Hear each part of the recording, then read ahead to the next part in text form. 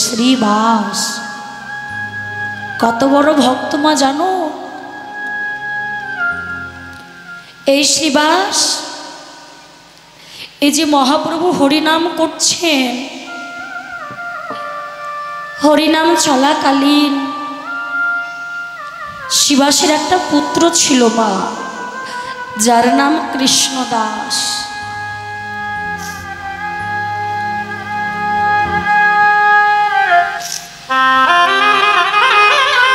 সেই কৃষ্ণদাস সেও বড় কৃষ্ণ ভক্ত ছিল। আর শ্রীবাসের স্ত্রী মালিনী দেবী, তিনজনই তাদের সংসার, আর তিনজনই তারা কৃষ্ণ অন্তে প্রাণ বাবা, গৌরাঙ্গ ছাড়া তারা আর কিছু জানে না। দেখো ভগবান নিজ মুখে বলেন, যে করে আমার আশ সর্বপ্রথমে করি তার সর্বনাশ, তথাপিও যদি না ছাড়ে আমার পাশ, আমি হয়ে যাই সেই ভক্তের দাসের দাস। নিতাই গৌর হরি বল।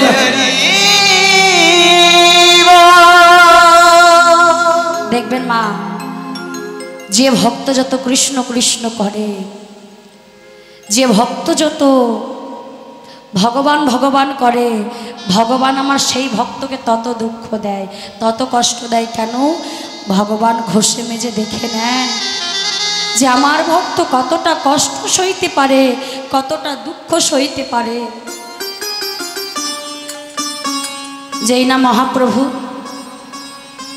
শ্রীবাস আঙ্গিনায় খোল করতাল নিয়ে হরিনাম করছে,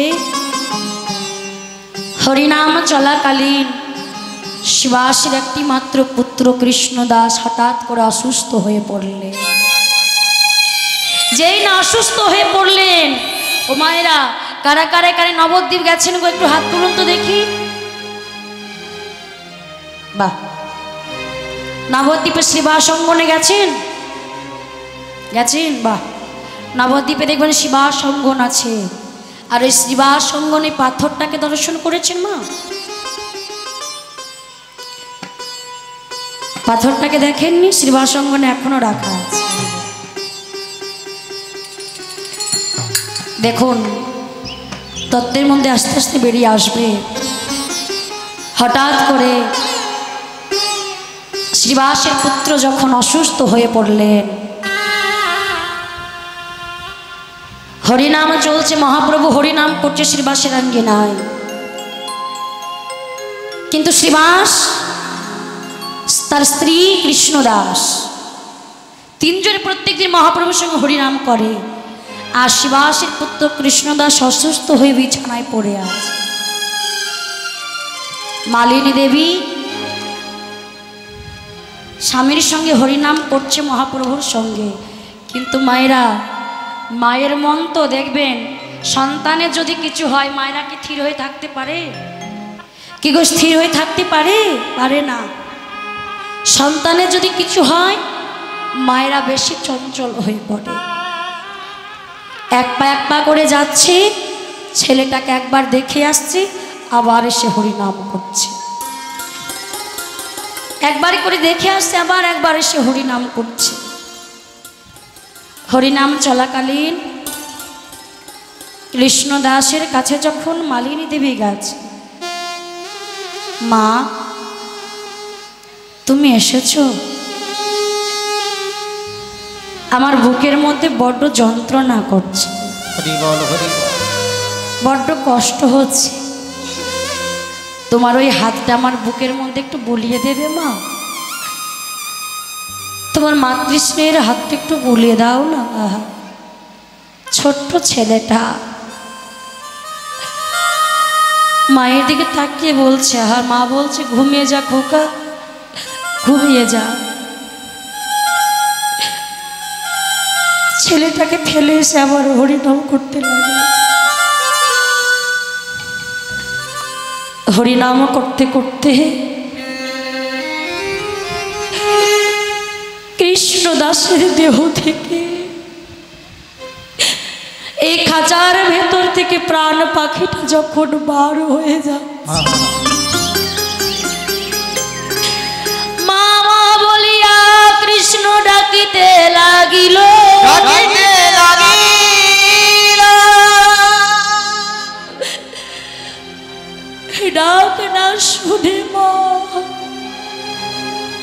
হরিনাম করতে লাগে, হরিনাম করছে। মা মা বলে কাঁদতে কাঁদতে শেষ নিঃশ্বাসটা ত্যাগ করলেন কৃষ্ণদাস। আর দেখবেন মা, সন্তানের কিছু হলে মায়ের আগে বুঝতে পারে। মা চমকে উঠেছে, আজ আমার ঘরে কোনো অমঙ্গল ঘটে গেল হয়তো। ছুটে ঘরে গিয়ে দেখছেন বাবা কৃষ্ণদাস নয়ন দুটো মুদিত করে আছে। কৃষ্ণ, এই কৃষ্ণ কথা বল, হে কৃষ্ণ কথা বল না বাবা, একবার কথা বল। এই রে, আমি তোর মা, তুই বলছিলিস না তোর বুকের মধ্যে কষ্ট হচ্ছে, কোথায় হচ্ছে বল বাবা, আমি তোর হাতটা বলিয়ে দিই, বল। কৃষ্ণ কৃষ্ণ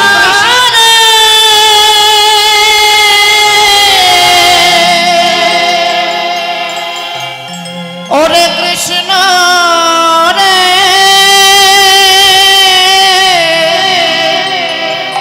কৃষ্ণ রে, কৃষ্ণ রে, একবার কথা বল না বাবা, কথা বল।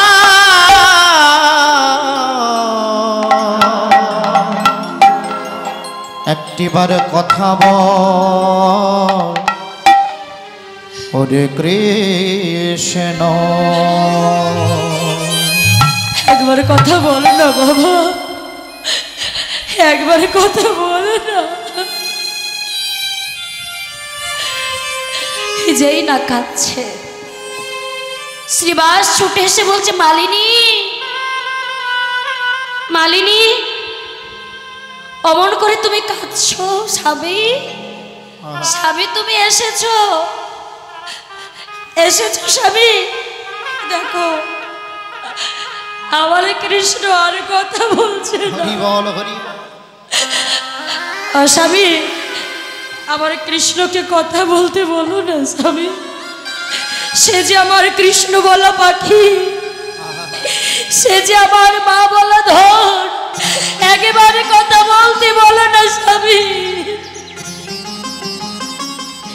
মালিনী, মালিনী চুপ করো,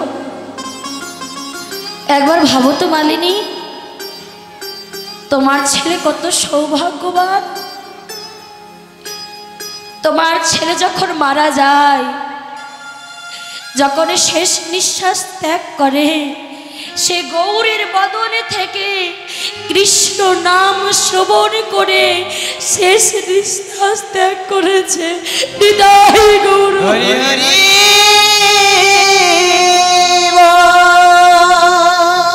স্বামী অমন কথা বলো না, অমন কথা বলো না স্বামী। মালিনী, মালিনী চুপ করো মালিনী, তোমার ছেলে মারা গেছে, তুমি তো কাঁদবে, তবে তোমার কান্নার আওয়াজ যেন আমার গৌর কানে না পৌঁছায়। কাঁদতেই যদি হয় মুখে এক টুকরো কাপড় গুজে কাঁদো, যেন সেই কান্নার আওয়াজ আমার গৌর কানে না যায়। প্রেম সে বলো নিতাই গৌর হরি হরি।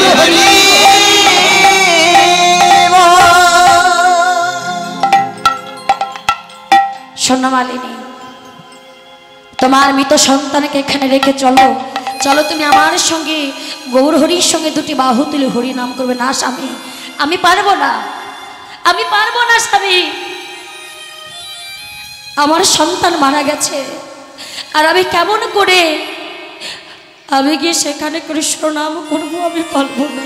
ও মায়েরা,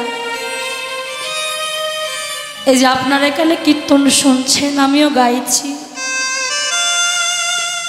কীর্তন করতে করতে যদি বাড়ি থেকে ফোন আসে বাড়িতে কিছু হয়ে গেছে, ও মায়েরা, আমি এখানে দাঁড়িয়ে কীর্তন করতে পারবো? হ্যাঁ, সেই শক্তি ভগবান আমাদের দেয়নি, কিন্তু বলেনি। হরি বল হরি বল।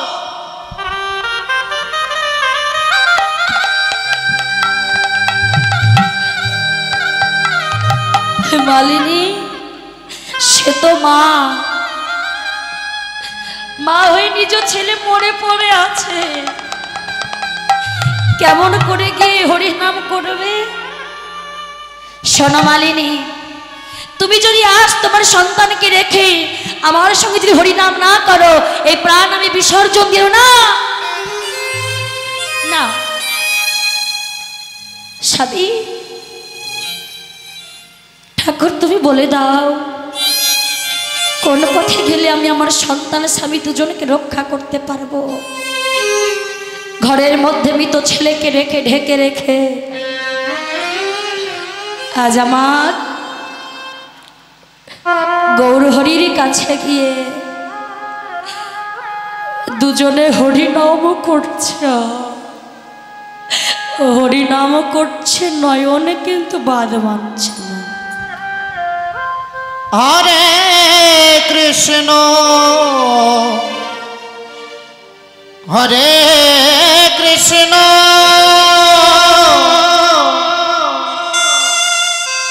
কৃষ্ণ কৃষ্ণ হরে হরে হরে রাম হরে রাম রাম রাম হরে হরে হরে কৃষ্ণ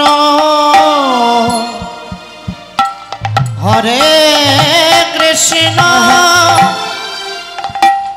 কৃষ্ণ কৃষ্ণ হরে হরে হরে রাম হরে রাম রাম রাম হরে শ্রীবাস, ও শ্রীবাস, আমি তো তোমার ঘরে প্রত্যেক দিন হরিনাম করি, আর প্রত্যেক দিন হরিনাম করে যে আনন্দ পাই, আর সেই আনন্দ কেন আমার হচ্ছে না শ্রীবাস? আজকে তোমার ঘরে কোনো অমঙ্গল কিছু ঘটেছে? না না প্রভু, যার আঙ্গিনায় স্বয়ং মহাপ্রভু,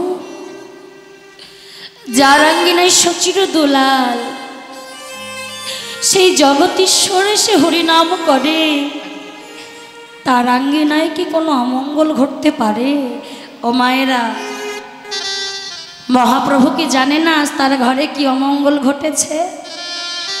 তিনি তো অন্তর্যামী, ভক্তরা কখনো কি করছে তিনি কি জানেন না মা? কিন্তু ভক্তের বদন থেকে শুনতে সে বড় ভালোবাসে। কে যেন একজন কানে কানে বলছো, প্রভু ওই শিবাসের একমাত্র পুত্র আজ মারা গেছে। কথাটা শুনে শ্রীবাসকে বলছে, শ্রীবাস তোমার আজ একমাত্র পুত্র,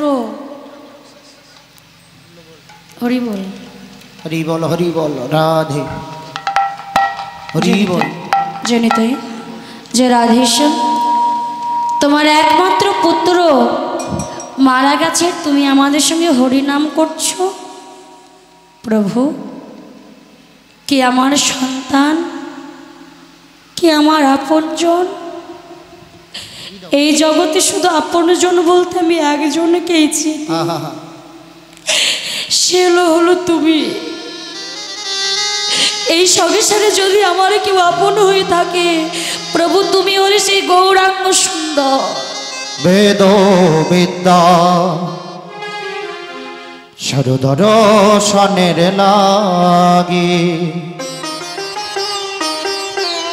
সে যদি আমার গৌরাঙ্গ নাহি ভজে, মাইকটা ঠিক করো দাদা, সে যদি আমার গৌরাঙ্গ নাহি ভজে, বেদ বিদ্যা দর্শনের লাগে সে যদি আমার গৌরাঙ্গ নাগে ভজে সে যদি আমার গৌরাঙ্গ নাগে ভজে ও গো বৃথা তার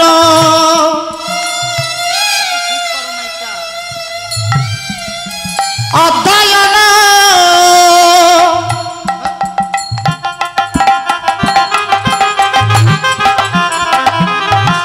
লোচন বিহীন জন অগ বৃথা তার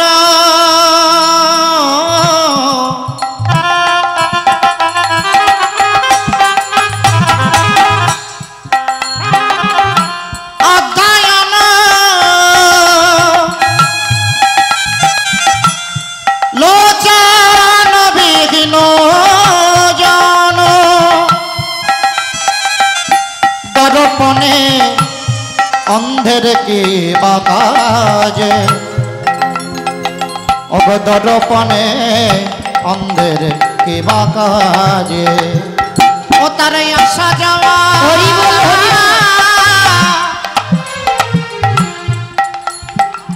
বিফল হলো ও তার ভাবে আসা যাওয়া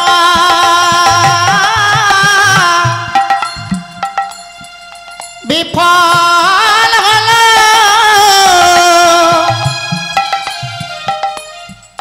যে জন গৌর চিন্তা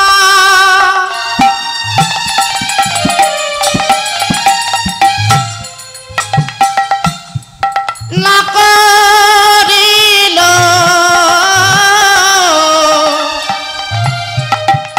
তার ভাবে আসা যাওয়া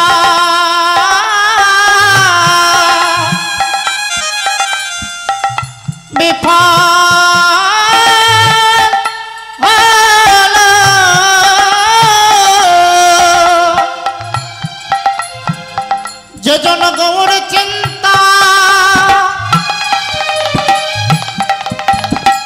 না করিল ভাবে গৌর বলে নাকা দিল গৌর চিন্তা না করিল ভাবে গৌর বলে নাকা দিল গৌর চিন্তা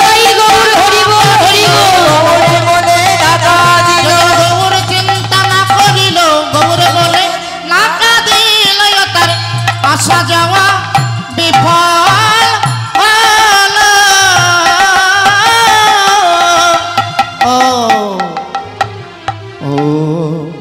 আজ যে আমার আজ যখন মহাপ্রভু বলছে শ্রীবাস ও শ্রীবাস সাউন্ডটা সবগুলো বসে গেল জনিতাই জনিতাই যে রাধেশ্যাম যে এটা ঠিক ছিল এটা বসে গেল জনিতাই জনিতাই ঠিক আছে আজ যেই না মা যখন মহাপ্রভু বলছে হ্যাঁ বলো না শ্রীবাস তোমার কি কোনো কিছু হয়েছে এমন সময় মালিনী আর স্থির হয়ে থাকতে পারলেন না মালিনী গৌর চরণে লুটাই পড়ে বলছো গৌর হরি গৌর হরি তুমি কি জানো না তুমি না অন্তর্যামী জানো গৌর হরি আজ আমার কৃষ্ণদাস যে সর্বদাই কৃষ্ণ কৃষ্ণ বলে সেই কৃষ্ণদাস আজ বদনে কৃষ্ণ বলছে না যে কৃষ্ণদাস মা মা বলে ডাকে আজ বদনে আর মা ডাকছে না যে না বলছে মালিনী ধৈর্য ধরো যে একবার না ফেরার দেশে চলে যায় সে যে কখনো আর ফিরে আসে না সে যে আর কখনো ফিরে আসে না গৌরহরি অমন করে বলো না আমার দৃঢ় বিশ্বাস তুমি যদি আমার সন্তানকে একটিবার স্পর্শ করো তোমার পরশে আমার সন্তান আবার আমায় মা বলে ডেকে উঠবে দেখুন মা ভক্তের কতখানি বিশ্বাস আজ আমার গৌরের কর দুটো ধরে নিয়ে গিয়ে বলছে দেখো গৌরহরি দেখো আজ আমার সন্তান কৃষ্ণদাস কেমন মায়া ঘুমে ঘুমিয়ে আছে আহা, গৌরহরি গিয়ে যেই নামার কৃষ্ণদাসের সর্বঙ্গে হস্তটা বলিয়েছে, অমনি কৃষ্ণদাস বিদ্যুতের গতি ওই দেহে প্রাণ এসে আর জীব আত্মার সঙ্গে পরমাত্মার কথা হচ্ছে। জীবাত্মা বলে উঠলেন, গৌরহরি, গৌরহরি, আমি তো এই সংসার ছেড়ে চলে গিয়েছিলাম, কেন তুমি আবার আমায় ডেকে আনলে? কৃষ্ণদাস চেয়ে দেখো, তোমার পিতা, তোমার মাতা কেমন ভাবে, আত্মীয় স্বজনরা কেমন ভাবে কাঁদছে। কৃষ্ণদাস বলছে, কে মাতা, কেই বা পিতা? এরা আমার কোন জন্মের মাতা পিতা বলতে পারো ঠাকুর? এই ধরাধামে তো আমি 84 লক্ষ জনিতে ভ্রমণ করেছি, কখনো কীট হয়েছি, কখনো পোকা হয়েছি, কখনো বৃক্ষকুলে জন্ম নিয়েছি, কখনো পক্ষী কুলে জন্ম নিয়েছি। বলতে পারো গৌরহরি এরা কোন জন্মের মাতা পিতা? আহা, গৌরহরি, তুমি যদি বারবার আমায় ডাকো, আমি তোমায় কখন ডাকবো? এই দেখো গৌরহরি, আমি আবার দেহ রাখছি, তুমি আর আমায় ডেকো না। তাই বলে যেই নামার কৃষ্ণদাস আবার দেহ রাখলেন, মালিনী স্তম্ভ হয়ে গেলেন, বুঝতে পারলেন যে একবার চলে যায় সে কখনো ফিরে আসে না। তাই বলছে, প্রভু গো, কাঁদতেই যদি হয় আমি তোমার চরণে কাঁদব। প্রভু তোমার চরণে আমি সঁপে দিলাম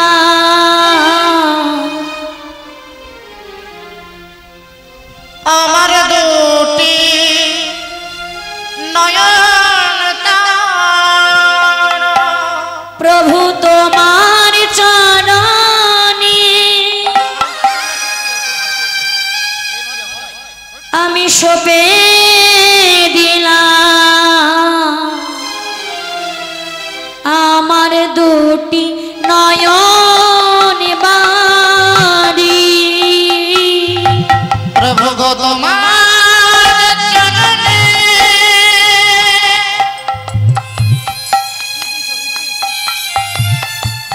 আমি সঁপে দিলাম আমার দুটি নয়ন বাড়ি। আমার দুটি নয়ন বাড়ি, আমার দুটি নয়ন বাড়ি, আমার দুটি নয়ন বাড়ি। ওগো আমার দুটি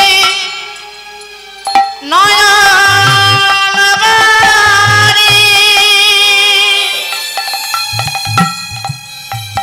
আমার দুটি নয়ন বাড়ি, আমার দুটি নয়ন বাড়ি। প্রভু তোমার চরণে সঁপে দিলাম আমার দুটি নয়ন বাড়ি। তোমার চরণে নিতাই গৌর হরি বল হরি বল। আমার দুটি নয়ন বাড়ি। এ হলো সেই শ্রীবাস। মাগো, যে শ্রীবাস নিজের সন্তান ঘরে মরে পড়ে আছে, তবু গৌর নাম বন্ধ করে নাই। আর সেই শ্রীবাসের চরণে অপরাধ করেছে এই চাপাল, মহাপ্রভু কি সইতে পারে? তাই বলছে, শোনো চাপাল, যদি তোমায় ক্ষমায় চাইতে হয় তবে আমার চরণে নয়, যার চরণে তুমি অপরাধ করেছ সেই শিবাসের চরণে ক্ষমা চাও। চাপাল গোপাল আমার আছাড়ে কে পড়িল শিবাসের চরণে, শিবাসের চরণে ক্ষমা করো বলি যেই না ছাড় খেয়ে পড়েছে শ্রীবাস, শ্রীবাসের চরণে যেই না পড়েছে বাবা চাপাল গোপাল, শ্রীবাস চাপাল গোপালকে বক্ষ মাঝে জড়িয়ে ধরেছে। আর যেই না বক্ষ মাঝে জড়িয়ে ধরেছে, আজ গৌরের কৃপায় চাপাল গোপালের দেহে যে কুষ্ঠ পিচ রক্ত পোকা কিলবিল করে অসহ্য ব্যাধিতে বাবা রক্ত যন্ত্রণা পাচ্ছেন, দেখতে দেখতে নিমিষে চাপাল গোপালের সমস্ত রোগ জ্বালা দূর হয়ে গেল। চাপাল প্রভু চরণে জড়িয়ে ধরে বলছে, প্রভু প্রভু আজ আমায় তুমি ক্ষমা করো।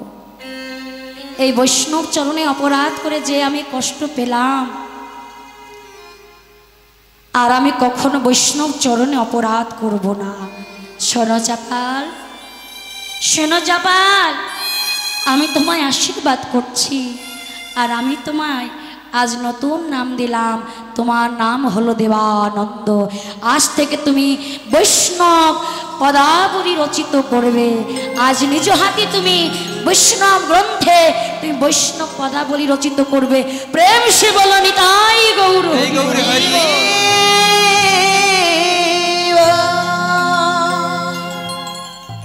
আজ আমার সবাই মিলে মহাপ্রভুকে ঘিরে ঘিরে আজ বলছো গো একবার গৌর গৌর বলে ডাকো, একবার গৌর বলে ডাকো। একবার দুটি বাহু তুলে আমার বলতে লাগলেন, একবার গৌরে গৌরে বলো সবে, প্রেমানন্দে উদয় হবে।